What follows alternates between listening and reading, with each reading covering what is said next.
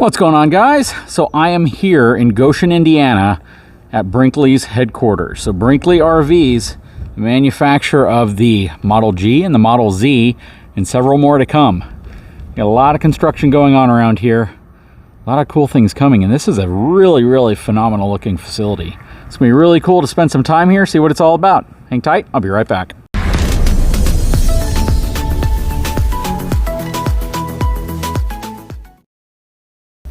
Okay, so we're on the second level mezzanine, which essentially kind of flanks the production floor. You can see over here where the frames obviously are rolled in, and they're brought into this area. Now, do you flip your frames over before you start putting your running gear on them?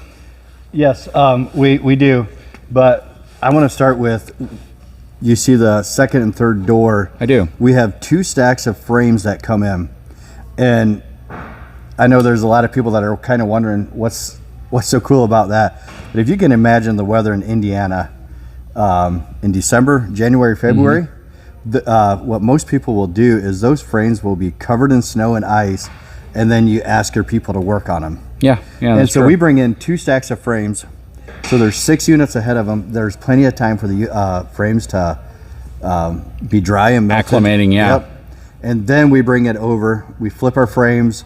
We have a hoist over there that picks up the axles, that brings it over, so we're not asking our people to manhandle any axles. And so the tires will go in that station. And then the next thing we do that's really cool is if you look over there and you see those tanks. I do. We actually build the tanks upstairs. We slide them down instead of putting them in carts and using all that floor space. And so whoever's putting the tanks in the units, they reach behind them, and the tanks are right there, and they just lay them in the units, and you're not throwing tanks around, and it's neat and organized. Well, what's cool about that, and I've mentioned this before, anytime you have tools like this that are available to you in a factory environment, it's the fact that you have employees who have to make it through a full shift and then go home and then feel like they didn't just work their entire butts off all day.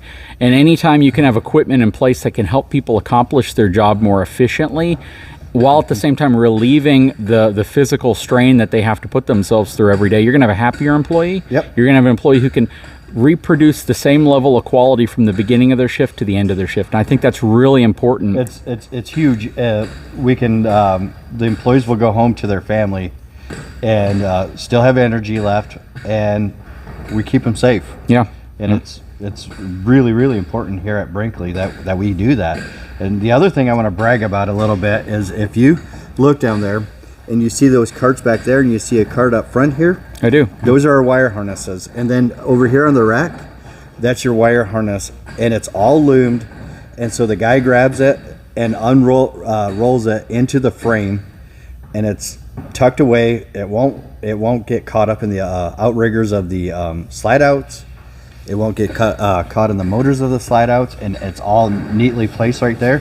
And they basically, if you look at everything we do here on floors, they reach behind them and they install it. It's all prepped parts. So somebody who may not follow RV manufacturing or own an RV may go, well, what's the big deal about that? And the big deal is wiring harnesses have been something people have been asking for a long time. Yep. Because typically when you look at the underbelly of an RV, you see wires everywhere. They're chafing up against structural parts of the frame. They rub up against stuff. They get pinched between things because there's basically unspooling dozens of wires at a time, pulling them through, zip tying them occasionally where you can, but for the most part, they're just big bundles of wire that are everywhere underneath. And if you want to talk about probably one of the single biggest complaints people have whenever they buy a towable unit, probably even a motorized unit, is something not working, a light switch not working. Something, I flip one on, something else turns off, or they flicker slightly every time the wind blows. That's typically indicative of a wire that's been pinched between a screw that's been broken or is possibly grounding against something else, and it's just going to get worse as you go down the road. So all of our ends of our wires, our 12-volt wires, are snipped by a machine. And so what our competitors would do is they would take their snippers, and they're running like crazy, and so some of them might be this long, some of them might be this long, but ours are all exactly the same because it's done by machine. That's awesome. And this is a cool thing what you just said, because you can't compare the manufacturing of like a vehicle, like a Ford pickup truck, to an RV. Like a vehicle is almost entirely automated with people putting certain things in place, but even then everything is dialed into an exact tolerance. You have some of that with air guns and things like that here, but what you just said is important, because if we're talking about finally bringing some intelligent assembly to wires where they're cut at a certain length, things like that, all of those automated processes reduce the likelihood that there's going to be an issue. And that's all super important. So anytime you can bring some level of automation, some level of standardization, so it's less people physically having to strip wires by hand and more machines making sure everything's the right length for your connectors, for your splices, for your twist connects, all of that stuff, you limit the chance that there's going to be a failure just because of inconsistency. That's awesome. All right, so we've spent some time here. Talk about your floor. So what specific thickness do you go with? Anything special that's taking place with your flooring? So the flooring is going to be a 5/8 one-piece marine grade OSB. We're going to hoist it, take it straight over, drop it down, so nothing's spliced together. It's all one piece. The one thing I really like to talk about, if you can zoom in and look at that water line right there in the decking of the floor. Notice how we taped off all the ends. I see Those that. are just the little things that we do here at Brinkley to make sure that we're giving the best product possible. I don't know of any other manufacturers that do that, and it takes 3 seconds to do that. But what it does, it keeps all the sawdust from going inside your water lines. So we're doing all these little things that, from the experience of our ownership and all of our employees that have been doing this such a long time, they know some of the issues that we've had. And as the ownership, they listen to all the employees. When they see something that could be better, they bring it to someone, either a group leader or Mike, and they talk about it. And if it makes sense, we're going to do it, because we believe in putting the extra time or the extra money into making sure the quality is at the top of the line. So just that takes a little bit more time, but it's the things that we're doing that really take us to that whole next level. Yep, and where this again emphasizes the difference is doing that might account for an extra 30 seconds per RV, maybe longer than that. But when I spoke with another gentleman over at an RV show where he was also giving me a guided tour, I believe one of the owners, he told me when I asked him how much longer at each station does an RV sit before moving on to the next station versus typical RV, and he said maybe 5 minutes. You told me there's like 40 stations. So you take that 5 minutes and you multiply that times 40. You have an RV that sits here for significantly longer, going through inspections and little things like that, taping up the ends of hoses, identifying issues before they come issues. You know what I see, which is kind of interesting, and I'm kind of looking around and peering around things. I don't see huge piles of sawdust inside of your frame rails. So that's actually something, and we'll show you when we get up there, but we actually have a vibrator, a shaker table that we set our RVs on, and it simulates X amount of miles, and it shakes the unit. And one, it shows us, do we have the proper backers in for our cabinets? Are we cleaning out our units? And so what we have always done in the industry is we blow out our units. So we blow the sawdust in somewhere. It's got to go somewhere. We're actually sucking out our units. And like our roofs, we build our roofs one piece, we take a Swiffer and we clean our roofs before we set them. And so it's actually pretty amazing. We're not getting any shakedown off That's of our super shaker cool. table, because we clean our units in every process of the way. We have vacuums throughout the whole line. We're not using air nozzles to blow it out. Yeah, no, that's super awesome because it's different. Again, another differentiator. I'm just hearing a lot of differentiations that a consumer would never know. Yeah. You have to go on this tour. You have to see this to truly understand how different that is. We actually have a Swiffer mop that we clean the shop with, and so we're taking it completely next level. Well, that is super cool. Well, let's hop to the next station. Where are we going from here? Okay, so we're actually here at a saw table, and it was kind of cool that we were able to catch this because I think he just replaced a blade or he did something to it. But tell us, what's so special about this? So this saw is something I'm actually really proud of. It's got a 22-inch blade, and it's an upcut saw. And so what we have always used in the past is the saws that pull out a radial arm saw. And a radial arm saw pulls out and you can't ever get your cut square. And then the other thing we do, we actually have a tiger stop. It's called a tiger stop. And it's all digital. You put your size in that you want to cut your stiles at, and the saw stop moves on its own, and it's 100% accurate. And I actually talked to a guy that's been in the industry for 30 years, and he's been putting face frame together on the face frame table, and he said he's never ever experienced putting face frames together that go together as square as ours. Well, all we didn't do anything that's a secret. All we did is we bought the right equipment. Yeah, you use technology. And so for folks who don't do woodwork, they probably aren't familiar with something called a kerf. Right? The kerf is the thickness of the blade. Yep. So when you cut, a lot of times people will take measurements not realizing that the blade may be 1 millimeter or 2 millimeters, 3 millimeters thick. So they think they're repeating the same cut over and over and over, but they're not factoring in the thickness of the blade itself, which takes out that number of millimeters of thickness of the blade is.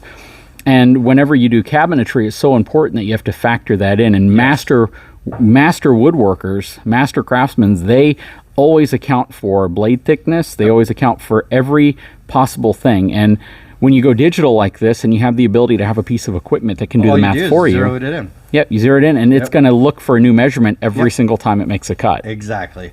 And it's one of those things in the RV industry that we laugh, but it's really that simple. Yeah. You just bought the right equipment and our cabinets are square. Yep, that is really cool. That's awesome. And here are some of their styles. So you can see. Very nice. All right, so do we flip around here and we see what's going on back in this area? So you got the floor on over there. You got your linoleum here. Everything's going on in place. You see the island go on, and they start framing up or putting up all of the surrounds and the inner walls for the bathroom and the bath deck area.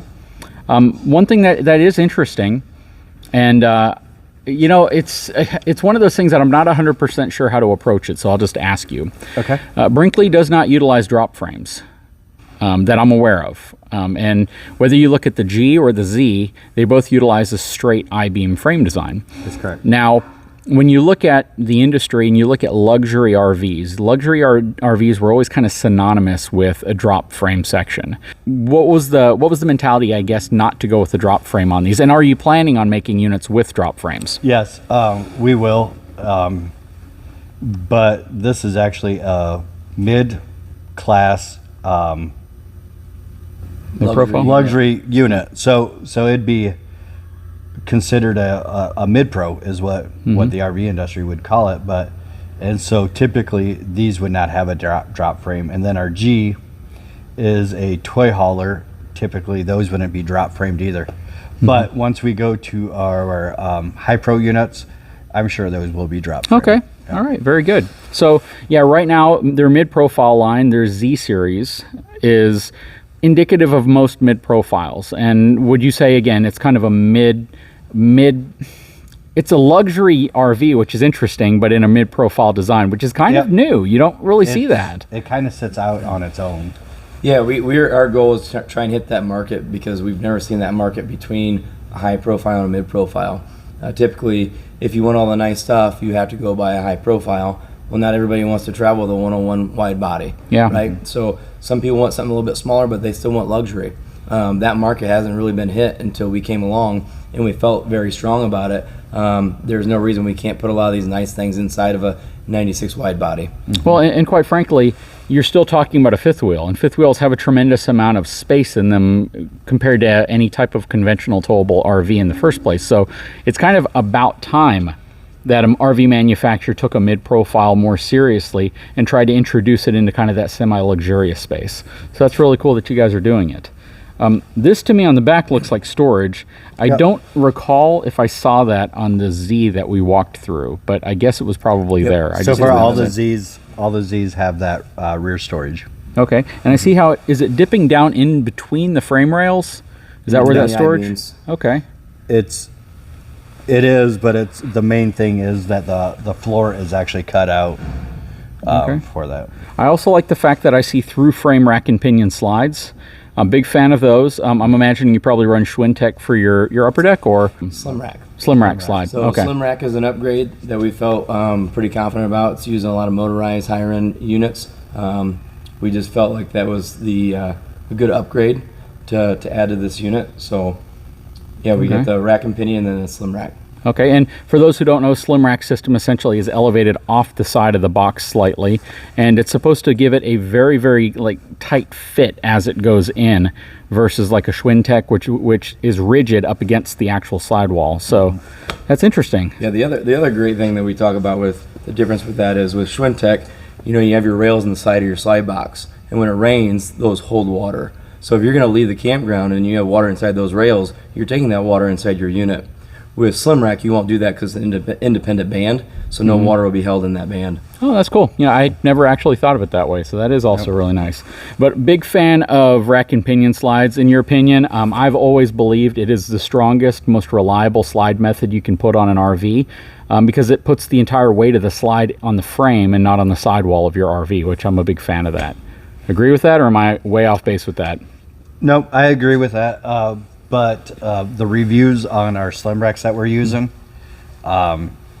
there's really good reviews about it, and we haven't had any issues with them. And you're using even it for wardrobe slides too. It's not like it's a major And, super slide. Even our group leaders online, you know, they're used to chasing problems with slide mechs, and we just really don't have any with the slim racks. That's cool. And I know it's been a technology that's been around for several years now, so it's going to be nice to see how overall they last. And I know from a manufacturing perspective, you're always looking to improve. So if you did find a problem with them, you just find a way to make up an improved version of it. So that's really cool.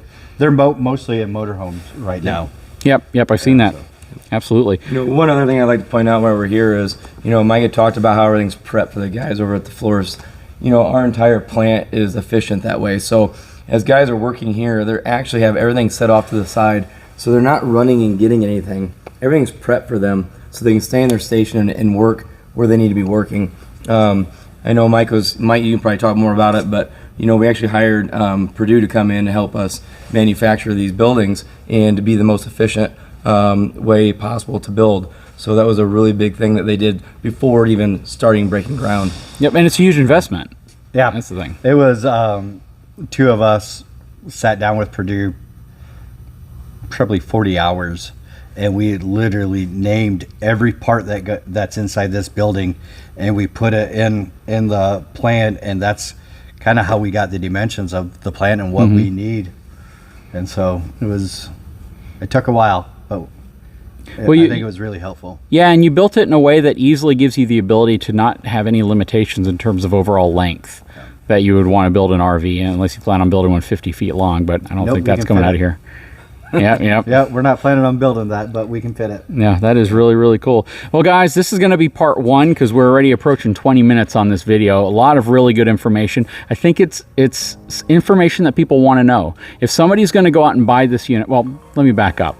If somebody's going to go out and buy a cheap entry model RV, they may not care about this type of detail. But Brinkley RVs are not cheap entry-level model RVs. It's made for folks who are looking for a more premium experience.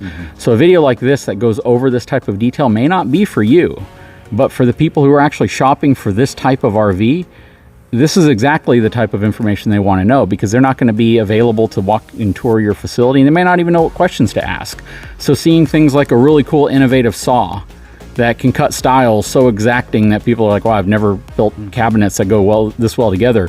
Some of the cool technology that goes into your frames and how you actually get everything in place, and some of the plumbing that you guys do, which is really cool too. And we can talk about that in a future video. But just this is stuff that's gonna matter to folks who are looking for this brand and this RV. So it's really cool to show it. But guys, stay tuned for part two. Guys, if you haven't had a chance, please take a moment, subscribe to the channel, give me a thumbs up, and we'll talk to you again very soon.